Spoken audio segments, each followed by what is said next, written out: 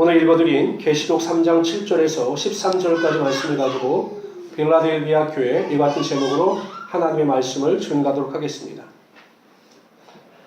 제가 대학교 다닐 때, 대학원 다닐 때 유행하던 것 중에 하나가 팀목회였습니다. 팀목회. 왜냐하면 지금도 마찬가지지만 그 당시에는 교회를 개척해서 교회를 한다는 것이 재정적으로나 영적으로나 굉장히 힘들었습니다. 그러니까 목회자 한 사람이 교회를 전적으로 책임져서 교회를 이끌어간다는 것이 부담이 되었기 때문에 각자 달란트를 살려서 목회자들끼리 팀 사역을 하는 것이 유행이었습니다. 예를 들어 설교의 달란트가 있는 사람이 설교를 담당하면 가르치는 은사가 있는 사람은 교육을 담당하고 또 청소년 사회에 관심 있는 사람은 청소년이나 청년을 담당 이런 스타일이었습니다. 그러니까 부담도 나누게 되는 거죠. 그래서 그것이 유행한 적이 있습니다. 그런데 이 팀 사역을 하면서 문제가 발생했습니다. 그게 뭐냐면 뚜렷한 언어가 없기 때문에 의견이 충돌이 일어나면 이것이 조율이 안 되는 겁니다. 그래서 교육자들 사이에 다툼이 일어나서 교회가 무너지기도 하고 때로는 이상적인 목회를 꿈꿨습니다. 팀 목회를 하면 전심전력할 수 있는 것이 분산이 되기 때문에 성도들에게도 영향력을 미쳐서 이상적인 교회가 되겠다라고 생각을 했는데 아무리 성도들을 양육하고 성도를 위해서 기도하고 훈련을 시켜도 변화되지 않는 성도들의 모습을 보면서 의욕을 가졌던 목회자들이 실망하여 목회 자체가 무너지는 경우가 많았습니다. 지금은 이 팀 목회 자체가 별로 이루어지지 않고 있습니다. 목사님들끼리 모여서 이야기할 때 항상 목사님들끼리 던지는 질문은 과연 이 땅에 존재하는 교회들 중에 하나님께서 원하시는 이상적인 교회가 완성될 수 있겠느냐라는 겁니다. 한번 제가 여쭤보겠습니다. 여러분, 이 땅에 하나님께서 원하시고 성경에 말씀하시는 이상적인 교회가 세워질 수 있다고 믿으십니까? 아침에는 장로님 혼자 아멘 크게 하시는데 왜 안 하십니까, 장로님? 여러분, 한국 교회나 모든 교회가 본받고자 하는 교회가 사도행전에 나오는 교회입니다. 초대교회입니다. 거기는 모든 재산을 다 팔아서 모든 사람이 공유했습니다. 가난한 자들을 도왔습니다. 교제했습니다. 성령의 능력과 표적과 기사가 나타났습니다. 이상적인 교회였습니다. 그런데 사도행전 6장에 가면 갑자기 헬라파 유대인들이 자신들의 과부가 구제사역에서 빠지는 겁니다. 히브리파 과부들은 전혀 문제가 되지 않는데 히브리파 유대인들은 근데 이게 이방에서 온 헬라파 유대인들의 과부들만 구제에서 빠지니 헬라파 유대인들이 히브리파 유대인들에게 불만을 내어놓게 됩니다. 그래서 교회 안에 다툼이 일어나게 되고 그 일로 인해서 일곱 집사가 세워지게 되죠. 우리가 인정해야 될 것은 제 개인적인 생각이나 목회의 경험, 하나님의 말씀으로 비춰봤을 때 이 땅에서 하나님께서 원하시는 완전한 이상적인 교회는 이루어지기가 쉽지 않습니다. 만일 성도들이 그러한 교회를 생각하고 그러한 성도들을 기대한다면 오히려 그것 때문에 실망하고 넘어지고 쓰러질 일이 더 많아질 겁니다. 우리가 하나님의 사랑으로 구원을 받아 살아가지만 여전히 연약한 육신을 입고 있기 때문에 성경이 말씀하시는 이상적인 교회를 꿈을 꾸나 그거에 대한 지나친 기대로 인하여 실망하지 말아야 한다는 것입니다. 그런 의미에서 보면 여러분 오늘 나오는 빌라델비아 교회는 대단한 교회였습니다. 서머나 교회와 함께 유일하게 책망이 없는 교회입니다. 그러나 서머나 교회에 비해서 더 완벽하고 구체적인 칭찬을 듣는 교회가 이 빌라델비아 교회입니다. 그래서 우리에게 던져주는 도전이 매우 큰 교회이기도 합니다. 그래서 오늘은 빌라델비아 교회가 받은 칭찬을 통해서 교훈을 살펴보고자 합니다. 먼저 칭찬의 내용을 보죠. 8절 다 같이 읽어봅시다. 8절 다 같이 읽습니다. 시작. 볼지어다 내가 내 앞에 열린 문을 두었으되 능히 닫을 사람이 없으리라. 내가 네 행위를 아노니 네가 작은 능력을 가지고서도 내 말을 지키며 내 이름을 배반하지 아니하였도다. 8절에 보면 우리가 주목해야 될 문장이 무엇입니까? 작은 능력을 가지고서도입니다. 우리가 보면요, 잠깐 볼까요? 지도를 보면 빌라델비아 교회는 가장 내륙 쪽에 위치하고 있었습니다. 여기가 빌라델비아 교회입니다. 두아리아나 사리에 비해서 굉장히 내륙 쪽에 위치하고 있던 교회가 이 빌라델비아 교회입니다. 근데 이 빌라델비아 교회 구성원을 보면 이 빌라델비아 교회 교인들 대부분이 사회에서 높은 지위에 있던 사람들이 아니라 가난하고 헐벗고 낮은 위치에 있는 사람들이었습니다. 그래서 주로 노예들, 노예들이 많이 다니는 교회가 이 빌라델비아 교회였습니다. 그래서 예수님은 빌라델비아 교회를 향해서 너희가 작은 능력을 가지고 있는 교회다. 사람들의 주목을 받지 못하는 교회다. 이렇게 말씀하고 있는 겁니다. 그런데 여러분 이렇게 핸디캡을 가지고 있었음에도 불구하고 이 빌라델비아 교회는 자신의 작은 능력의 한계 속에 머물러 있던 것이 아니라 그들이 가지고 있던 작은 능력을 가지고 하나님께 칭찬받을 만한 위대한 일을 감당해 나갔다는 것이죠. 여러분 우리가 이 세상을 살아가면서 여러분들 스스로는 완전하다고 생각하십니까? 제가 이렇게 성도들을 만나보고 많은 사람들과 대화해보면 많은 사람들이 자신의 상처나 자신의 약함이나 자신의 결점에 사로잡혀서 믿음 안에서 헤어나지 못하는 경우가 많이 보게 됨을 제가 목격합니다. 어찌 보면 이 단점보다 장점이 많은데, 그리고 하나님께서 쓰시고자 하는 그 좋은 장점이 많은데 이 자신이 가지고 있는 약점의 한계에 머물러서 상처에 머물러서 그 둘레를 벗어나지 못하고 하나님의 능력을 맛보지 못하는 경우가 많다는 거죠. 그런데 하나님은요, 성도가 가지고 있는 이 약점, 연약함, 이것을 보지 않으십니다. 그럼 세상은 스펙을 보죠. 그래서 요즘 청년들은 대학교 들어가기만 하면 스펙을 쌓습니다. 스펙. 그리고 이 스펙 경력을 통해서 사람을 선택하고 회사는 그 사람이 가지고 있는 능력을 최대한 이끌어내서 회사의 운영에 크게 이용하기도 합니다. 그러나 하나님은 절대 우리가 가지고 있는 스펙을 보시는 분이 아니십니다. 하나님께서 보시는 것은 스펙이 아니라 우리의 영적인 상태인 스펙입니다. 그 사람이 가지고 있는 영적 은혜와 능력이 어떠한가를 보시고 그의 삶에 하나님의 놀라운 은혜와 능력이 나타나게 하여 주셔서 모든 연약함을 하나님의 축복으로 반드시 바꾸어 주신다는 거죠. 하나님은 그렇게 하시기를 원하시는데 매일 그냥 뒤돌아가서 자신의 약점이나 한계 앞에 둘러싸여서 거기서 헤어나지 못하기 때문에 하나님의 능력을 맛보지 못하는 것입니다. 자기 연민에 빠져서, 자기 약점에 빠져서 하나님의 역사함을 방해하고 있다는 것이죠. 여러분, 우리가 잘 알고 있는 사도 바울은 하나님께 크게 쓰임받은 사람인데 한 가지 약점이 있었습니다. 그 약점이 무엇이냐면 육체의 질병이었습니다. 근데 그 육체의 질병이 눈에 띄는 거였습니다. 우리가 보면 갈라디아 교회 보면 그 갈라디아서에 보면 이렇게 기록합니다. 다 같이 읽어봅시다. 4장 13절 14절입니다. 시작. 내가 처음에 육체의 약함으로 말미암아 너에게 복음을 전한 것을 너희가 아는 바라. 너희를 시험하는 것이 내 육체에 있으되 이것을 너희가 업신여기지도 아니하며 버리지도 아니하고 오직 나를 하나님의 천사와 같이 또는 너희를 시험하는 것이 내 육체에 있다는 겁니다. 그러니까 사도 바울이 가지고 있는 질병은 눈에 띌 정도였습니다. 그래서 사람들이 그 사도 바울의 육체의 질병을 보고 시험에 빠질 수도 있었다는 거죠. 학자들이 연구하기를 가장 많이 주장하는 게 간질입니다. 간질. 혹은 안질. 이렇게 학자들이 주장을 합니다. 여러분 만약에 간질이라고 한번 생각해 보십시오. 사도 바울이 간질을 알았다.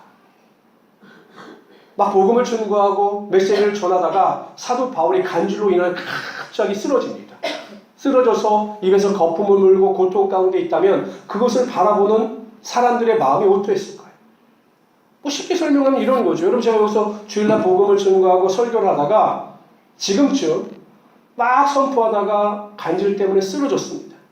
그리고 막 누워서 괴로움 가운데 거품을 물고 있다면 여러분들 심정이 어떨까요? 여러분 어떻게 하실 것 같습니까? 제가 넘어져서 막 쓰러져서 하고 있으면 하고 싶은 말들은 많으나 조심스럽겠죠. 아마 제가 보면 이럴 겁니다. 아이고 빨리 목사님 드러내시라고. 빨리 드러내시고 다른 분이 올라오셔서 설교하시라고. 예배 시간이. 그리고 아마 저를 저기 주차장에 뉘어놓고 아마 예배를 드릴 겁니다. 근데 여러분 생각해보세요. 여러분도 얼마나 안타깝겠습니까? 그러면서 이런 분들이 분명히 있을 겁니다. 아니 목사님은 목사님의 건강이나 먼저 돌보시지. 왜 은혜가 안 되게 저렇게 설교를 하다 쓰러지시고 육체의 질병으로 인하여 고통을 당하는가? 어떤 분들은 이렇게 이야기할 겁니다. 아, 목사님 평상시에 얼마나 기도를 안 하셨으면 그 질병도 고침받지 못하고 목회 사역에 저렇게 고통을 당하는가? 이렇게 판단하는 사람이 없겠습니까? 사도 바울도 그런 거죠. 복음을 증거할 때마다 걸림돌이 됐던 겁니다. 그래서 하나님께 나아가 간절히 기도합니다. 하나님, 하나님의 영광을 위해서 내 육체의 질병을 고쳐주시옵소서. 간질이든 안질이든 제 병에 고침받게 하여 주셔서 복음을 증거할 때마다 주님의 사역을 감당할 때마다 온전한 사역을 감당케 하여 주십시오라고 기도하지 않았겠습니까? 성경을 3번 기도했습니다. 완전수입니다. 끊임없이 하나님께 기도했습니다. 그럴 때마다 하나님은 사도 바울의 기도를 외면하셨습니다. 사도 바울이 자신의 연약함을 위하여 그 연약함을 고쳐달라고 간절히 기도할 때마다 하나님 그 기도를 듣지 않으셨습니다. 그러니 나중에 이렇게 말씀하십니다. 내 은혜가 네게 족하다. 더 이상 기도하지 말라. 내가 약할 그때 곧 강합니다. 그러자 사도 바울이 그 말씀을 듣고 깨닫습니다. 그리고 이렇게 고백합니다. 이것이 내게서 떠나가기 위하여 내가 3번 주께 간구하였더니 나에게 이르시기를 내 은혜가 내게 족하도다. 이는 내 능력이 약한 데서 온전하여 짐이라 하신지라. 그러므로 도리어 크게 기뻐함으로 나의 여러 약한 것들에 대하여 자랑하리니 이는 그리스도의 능력이 내게 머물게 하려 함이라. 그러므로 내가 그리스도를 위하여 약한 것들과 능욕과 궁핍과 박해와 공고를 기뻐하노니 이는 내가 약한 그때에 강함이라. 사도 바울이 깨달은 것입니다. 내가 약할 때, 내게 문제가 있을 때, 내가 질병이 있을 때, 내가 어려움과 환난이 있을 때, 내 마음이 무거울 때 그 약함으로 인하여 하나님께 더 가까이 나가게 되고 하나님께 기도함으로 오히려 그 약함이 하나님의 강함을 체험하는 축복의 도구가 된다는 사실을 분명히 깨달았다는 것입니다. 여러분들이 가지고 있는 약함, 여러분들이 가지고 있는 연약함을 가지고 매일 원망하고 불평해 보십시오. 절대 인생이 나아지지 않습니다. 그러나 하나님께서 나의 약함을 통해서 역사하심을 믿고 하나님 안에 소망을 가지고 나가게 될 때 하나님께서 여러분의 삶의 기적의 능력이 반드시 나타나게 하여 주시는 것입니다. 왜 내가 매일 이렇게 아프지? 왜 내 몸이 이 모양이지? 원망하고 불평하지 마시고 하나님 사도 바울처럼 내 연약한 육체의 질병을 통해서 하나님의 능력이 임하기를 원합니다. 하나님 안에서 소망을 가지고 나가기를 원합니다. 라고 기도할 때 그 약함이 하나님의 축복으로 변하게 된다는 것입니다. 물질이 부족하십니까? 물질 때문에 매일 시험에 빠지십니까? 기도하십시오. 하나님 물질로 인하여 제가 어려움 당하지 않게 하여 주시고 제 물질의 어려움 때문에 하나님 앞에 더 기도할 때마다 하나님의 축복의 통로가 나를 통해서 흘러 넘치게 하여 주십시오라고 기도할 때 하나님께서 하늘문을 여시고 여러분 삶 가운데 축복의 능력으로 함께 하여 주시는 것입니다. 직장도 마찬가지고 사업장도 마찬가지입니다. 하나님께서는 여러분들의 약함과 약점을 통해서 하나님의 능력이 반드시 나타나게 하여 주시는 것입니다. 우리 믿음의 관점, 믿음의 눈을 바꾸셔서 항상 믿음 안에서 연약함과 약함을 하나님의 강한 능력으로 변화시키는 하나님의 귀한 성도들이 되시기를 주님으로 축원합니다. 그렇다면 우리가 이 작은 능력을 가지고서 어떻게 하나님의 큰 일을 행할 수 있는가, 구체적으로 어떻게 행할 수 있는가를 살펴보도록 합니다. 첫째, 작은 능력을 가지고 하나님의 큰 일을 행하기 위해서는 하나님의 말씀을 지켜야 합니다. 우리 8절 한번 다시 한번 읽어보겠습니다. 8절 읽습니다. 시작. 능히 받을 사람이 없으리라. 내가 내 행위를 아노니 네가 작은 능력을 가지고서도 내 말을 지키며 내 말을 지키며라고 하였습니다. 빌라델비아 교회는 작은 능력을 가졌지만 말씀에 대해서는 큰 교회였습니다. 그래서 하나님의 말씀을 지키고 그 말씀의 은혜와 능력 가운데 바로 서 있는 교회였습니다. 그렇다면 하나님의 말씀을 지킨다는 의미가 무엇일까? 우리 단지 순종만을 생각하는데 하나님의 말씀을 지킨다고 하는 것은 크게 2가지 의미입니다. 보통 성경은 구약 39권, 신약 27권, 총 66권입니다. 장수로는 1189장이고 절수로는 52,240절입니다. 방대한 양이죠. 이 방대한 양을 요약하면 그 내용이 크게 2가지로 요약이 됩니다. 하나는 명령입니다. 성경 말씀의 내용을 구별해보면 첫째 명령이에요. 하라, 하지 말라, 명령입니다. 이것에 대해서는 이의를 제기할 수 없습니다. 우리의 생각이나 판단이나 모든 것을 내려놓고 절대적으로 하나님 앞에 순종해야 되는 겁니다. 신령과 진정으로 예배하라? 바빠서 안 됩니다. 시간이 안 됩니다. 이 핑계가 되지 않는 겁니다. 절대적으로 순종해야 되는 겁니다.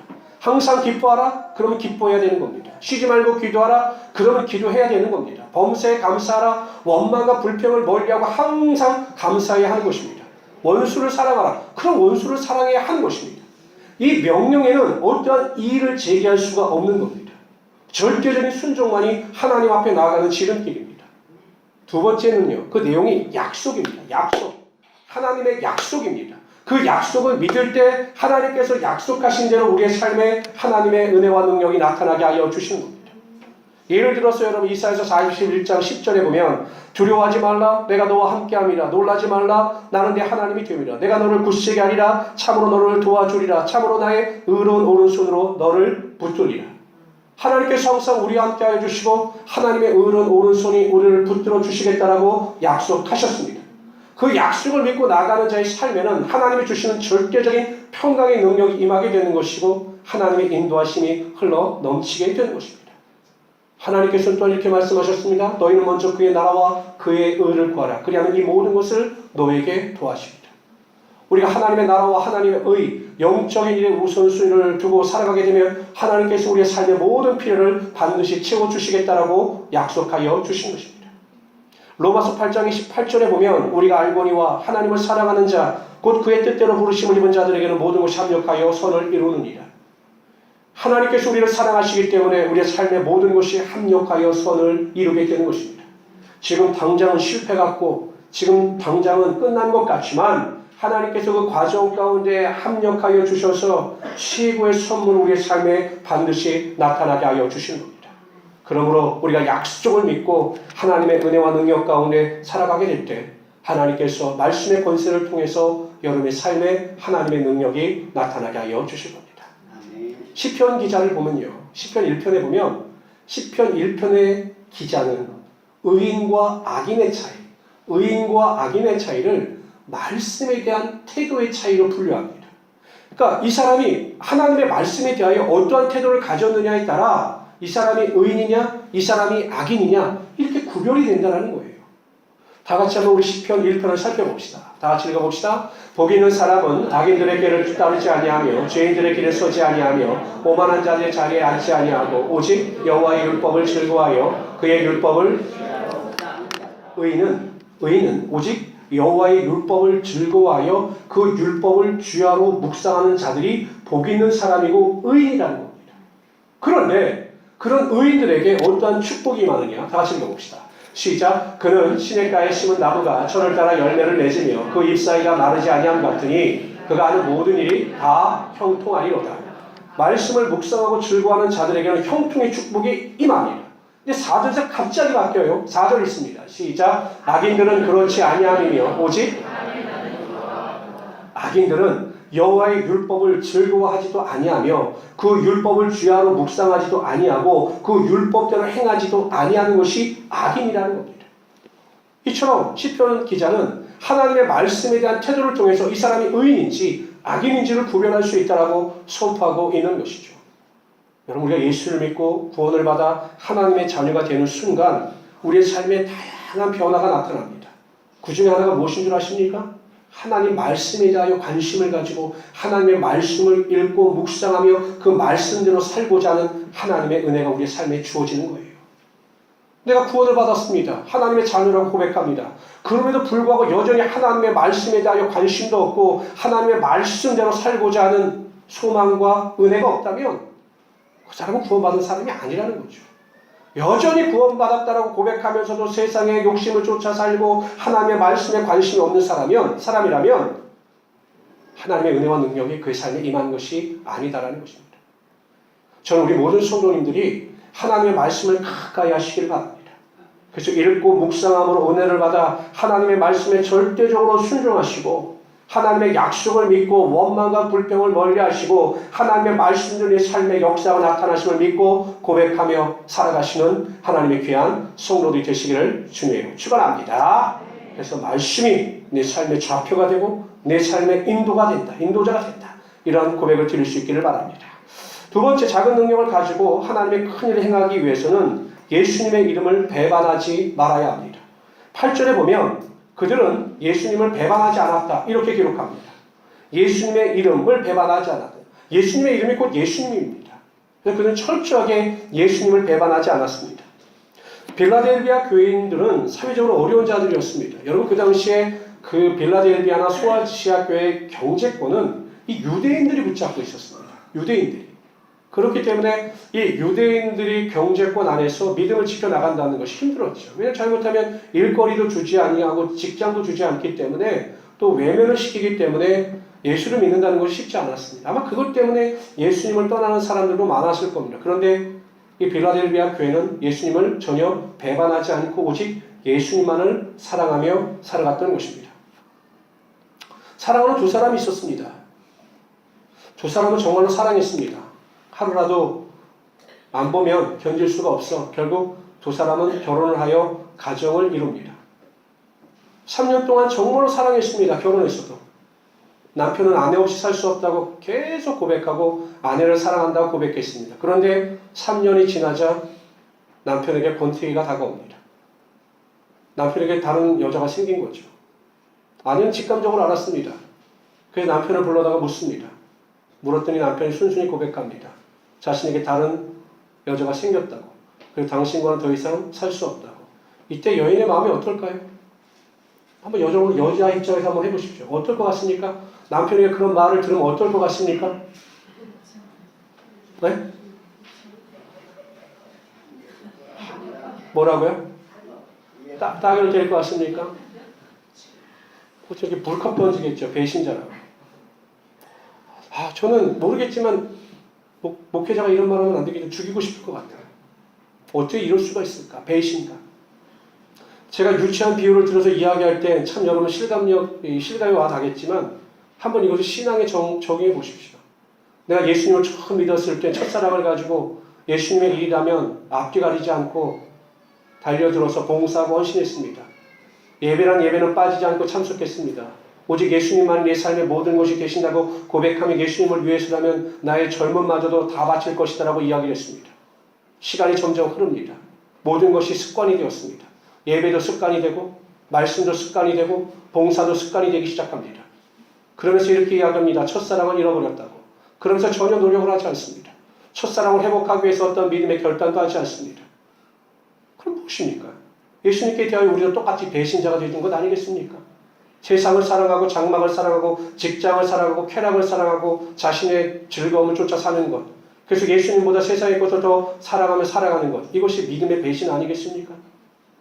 이성적인 삶의 관계에 있어서는 배신에 대하여 크게 분노하고 어떻게 그런 일을 할 수 있겠냐라고 분개하지만 막상 영적인 일에 대해서는 우리가 여전히 예수님을 배반하며 살며 세상 것을 사랑하며 살면서도 그것에 대해서는 분개하거나 그것에 있는 이 때문에 돌이키려고 하는 노력과 결단이 전혀 없다라는 겁니다. 여러분, 예수 그리스도를 따르기로 결단했다면 정말 사도 바울과 같이 세상의 모든 것을 배설물과 같이 여기며 예수님만이 우리의 삶의 모든 것이 되심을 고백하고 그 안에서 예수님만을 사랑하며 살아가시는 하나님의 귀한 성도들이 되시기를 주님으로 축원합니다. 세상 것을 보이지 말아야 합니다. 정말 세상 것을 예수님보다 더 사랑하지 말아야 합니다. 예수님보다 세상 것을 더 사랑하기 때문에 우리의 삶에 문제가 발생하는 것이고 열심히 씹어지는 것이고 세상을 쫓아 살아갈 수밖에 없는 것이죠. 여러분, 사도 바울을 쫓아 살았던 데마, 위대한 사역자였습니다. 다른 교회에 사도 바울이 편지를 보낼 때마다 데마라고 하는 이름이 빠지지 않았습니다. 누가 데마가 세상을 상해서 떠나갈 줄 알았겠습니까? 데마만큼은 절대적으로 사도 바울 옆에서 사도 바울과 함께 주님의 일을 마칠 것이다. 이렇게 이야기를 듣고 평가를 받았을 겁니다. 그런데 나중에 보면 이 데마가 세상을 사랑해서 믿음에서 떠나가 버립니다. 저는 그 글을 읽을 때마다 절대로 우리 성도들 중에 그러한 데마와 같은 인생들이 없기를 바랍니다. 정말 데마와 같이 세상을 사랑해서 나를 사랑해서 내 자아에 빠져서 하나님을 버리고 세상 가운데 빠져 사는 그런 어리석은 인생들이 되지 않기를 주님의 이름으로 축원합니다. 우리가 사랑할 대상은 오직 예수 그리스도이십니다. 그런 믿음을 가지고 살아가시는 하나님의 귀한 성도들이 되시기를 주님으로 축원합니다.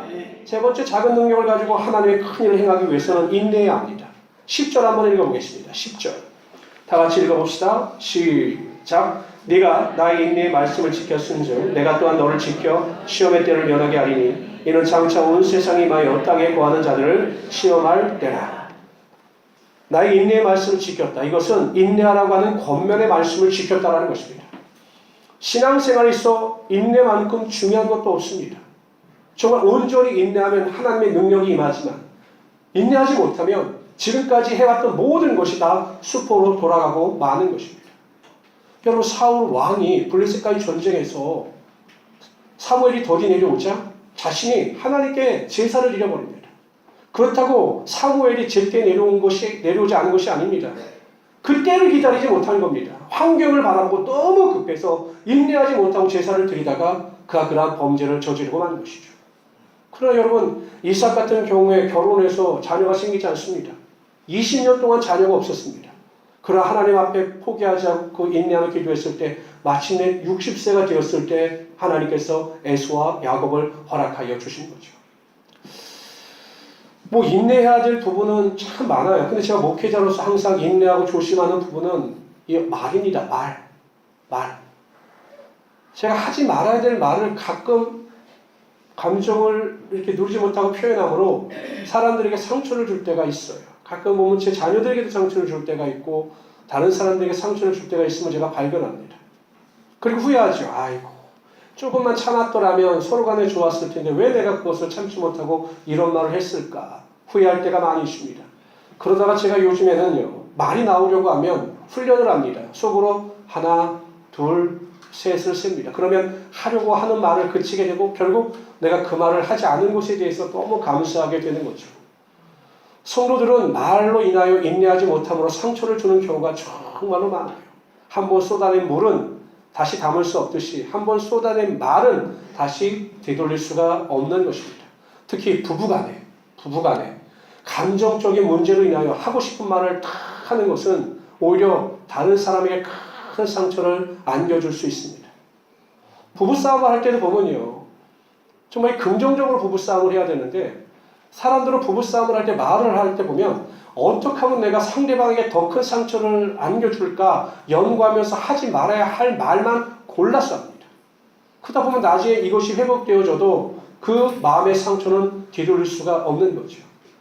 우리 모든 성도님들은 가정 안에서 무엇보다도 부부간에 부모와 자식 간에 인내를 통해서 말을 조심하시고 말을 통해서 하나님께 큰 영광을 돌릴 수 있는 하나님의 귀한 성도들이 되시기를 주님으로 축원합니다. 갈라디아서 6장 9절에 이렇게 말씀하십니다. 다 같이 읽어봅시다. 우리가 선을 행하되 낙심하지 말지니 포기하지 아니하면 때가 이름에 거두리라. 하나님의 때가 있습니다. 하나님의 때가 있기 때문에 반드시 때가 되면 하나님께서 가장 좋은 것으로 여러분의 삶을 채워주실 것입니다. 이때까지 인내하면서 승리하시는 하나님의 귀한 성도들이 되시기를 주님으로 축원합니다. 제가 지난주에 새벽 기도를 하다가 하나님께서 이런 마음을 주시더라고요. 제가 이제 새벽마다 여러분들이 저에게 제출하신 기도 카드를 가지고 매일 기도를 합니다. 하루에 한 3-4가정씩 제 기도하고 교회 기도하고 그 다음에 여러분 주신 기도 카드를 가지고 제가 매일 5가정씩 뭐 이렇게 기도를 합니다. 일주일이면 또 한 바퀴가 돌고 또 일주일에 다시 그 가정에서 이렇게 기도합니다. 그런데 지난주엔가 제가 막 기도하는데 하나님께서 그 마음을 주시더라고요. 이스라엘 백성이 아말렉과 전쟁을 할 때 여호수아는 나가서 싸움을 하고 모세는 뒤에서 산에 올라가 손을 들고 기도할 때 그 모세의 기도를 통해서 그 여호수아의 군대가 승리를 거둔 것처럼 목사인 네가 백성들을 위하여 기도했던 모세처럼 성도를 위하여 두 손을 들고 기도할 때 반드시 성도들이 세상에 나가서 승리케 될 것이다. 제가 이러한 마음을 주셔서 손을 들고 기도를 못하죠. 제가 여기 어깨가 아파서 뭐 하지 못하지만 새벽마다 제가 열심히 기도합니다. 제가 모세의 마음을 가지고 기도합니다. 그러다가 제가 이 말씀을 준비하면서 하나님께서 제 마음에 이런 소원을 주셨습니다. 빌라델비아 교회가 하나님 앞에 책망을 듣지 않고 칭찬만 들었던 것처럼 하나님 우리 모든 성도들이 예수님의 심판대 앞에 섰을 때 책망이 아니라 칭찬만 듣는 성도들이 될 수 있도록 기도하게 하여 주시고 우리 성도들이 이 세상을 살아갈 때 하나님의 마음에 합한 자로서 다윗과 같이 하나님의 기쁨이 되는 자들이 되게 하여 주십시오라고 하는 기도를 시작했습니다. 저는 우리 모든 성도님들이 이 빌라델비아 교회처럼 책망이 아니라 칭찬만 듣는 하나님의 귀한 성도들이 되시기를 주님으로 축원합니다. 그러기 위해서 첫 번째, 내 능력이 부족하고 연약하다 할지라도 원망하고 불평하고 비교하지 마시고 그 약함을 통해서 능력을 베푸시는 하나님을 기대하고 소망하는 우리 성도들이 되시기를 바랍니다. 두 번째, 하나님의 말씀에 절대적으로 순종하십시오. 하나님의 약속을 믿으십시오. 하나님의 약속인 내 삶의 성취됨을 의심하지 않고 믿음으로 받아들일 때 반드시 그 믿음대로 되는 역사가 나타나게 하여 주실 것입니다. 세상이 아니라 하나님만을 사랑하십시오. 마침 하나님 한 분만 존재하는 것처럼 하나님만을 사랑하십시오. 그럼 하나님께서 은혜와 능력을 여러분 삶 가운데 부어주실 것입니다. 급하지 마시고 인내하십시오. 반드시 때가 되면 하나님께서 가장 좋은 선물을 여러분 삶 가운데 임하게 하여 주실 것입니다. 이러한 칭찬이 여러분 삶 가운데 흘러 넘쳐서 하나님의 영광이 되고 하나님의 기쁨이 되시는 하나님의 귀한 성도이 되시기를 주님의 이름으로 축원합니다. 기도하겠습니다.